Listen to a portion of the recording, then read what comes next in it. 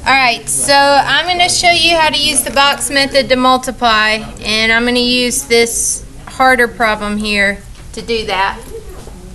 So the way we've learned is to create a box to represent each factor. So we have 3m plus 4, which has 2 terms. So that means I'm going to create a box with 2 rows. And then the second factor has 3 terms, so I'm going to make 3 columns. So it's 2 by 3 because it's 2 terms by 3 terms.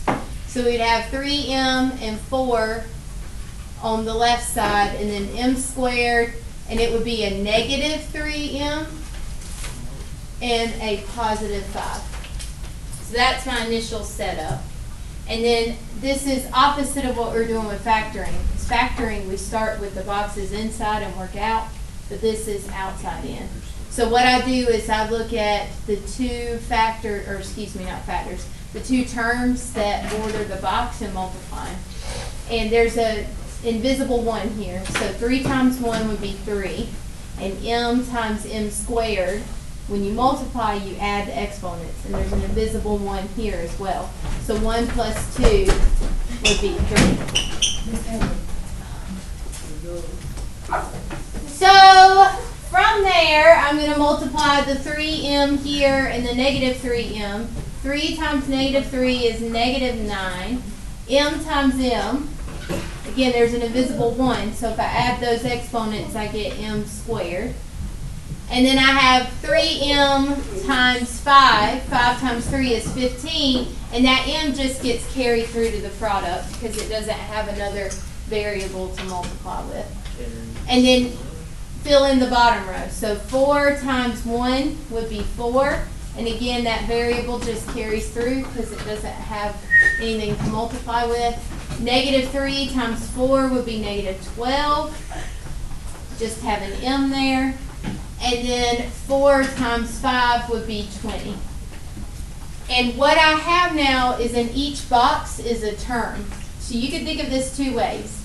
You can remember that diagonally, typically you have your like terms. So same variable, same exponent. Or you can just write out all the terms and then combine your like terms together. So what I mean by that is just write what's in the boxes and link them together with plus signs.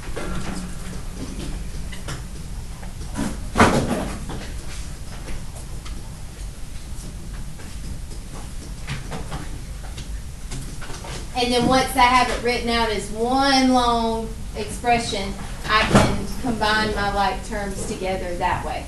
So it doesn't matter if you do it ahead of time by looking at the diagonals or once you write it out, the result will be the same.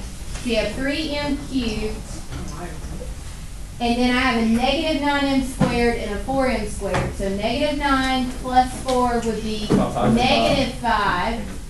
And then when we add, we don't change exponents. You only change when you multiply or divide. So that would still be an m squared. And then I have a 15m and a negative 12m. So 15 and negative 12 make positive 3. And again, it would just be an m because we don't change exponents when we're adding. And then I have this 20 at the end. And that would be my product after I multiply.